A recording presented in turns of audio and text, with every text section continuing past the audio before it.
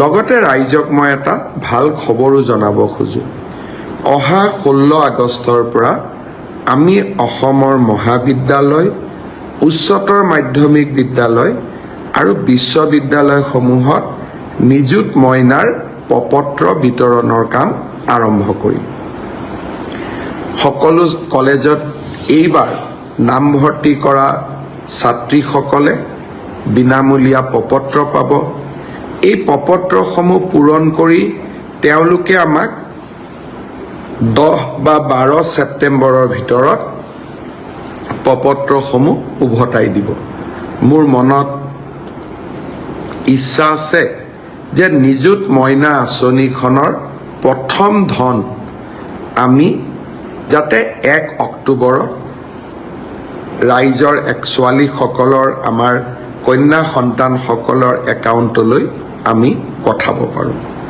অৱশ্যে আপোনালোকেও জানে যে নিযুত মইনা আঁচনিখন হ'ল চাইল্ড মেৰেজৰ বিপক্ষে লোৱা এখন আঁচনি, অৰ্থাৎ জেণ্ডাৰ জাষ্টিছৰ কাৰণে লোৱা এখন আঁচনি। সেইকাৰণে ডিগ্ৰী পৰ্যায়লৈকে যিসকল ছাত্ৰী কলেজত যায় কিন্তু তেওঁলোকৰ ইতিমধ্যে বিয়া হৈছে, তেওঁলোকে আঁচনিখনৰ সুযোগ নাপাব। অৰ্থাৎ পোষ্ট গ্ৰেজুৱেটত বিয়া হোৱা ছোৱালীয়েও এই আঁচনিখনৰ সুবিধা পাব, কিন্তু হায়াৰ ছেকেণ্ডেৰী আৰু ডিগ্ৰীত বিয়া নোহোৱা ছোৱালীৰ বাবেহে এই আঁচনিখন মুকলি হৈ থাকিব। মোক কেতিয়াবা ল'ৰাসকলে সোধে যে মামা, আমাৰ কাৰণে একো আঁচনি নাই নেকি? চাইল্ড মেৰেজৰ বিপক্ষে লোৱা আঁচনি এখনত মই ছোৱালীসকলকে অন্তৰ্ভুক্ত কৰিব লাগিব, ল'ৰাক অন্তৰ্ভুক্ত কৰিব নোৱাৰোঁ। কিন্তু ল'ৰাসকলৰ কাৰণেও মই কি কৰিব পাৰোঁ, মই চিন্তা কৰি আছোঁ।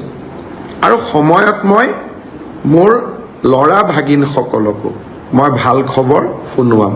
আজি মাত্ৰ ইংগিতটো দি থৈ দিলোঁ, আমি ছোৱালীৰ লগতে মোৰ ল'ৰা ভাগিনসকলৰ কাৰণেও মই নিশ্চয় ভাল কিবা এটা কৰিম। আজিলৈ ইমানতে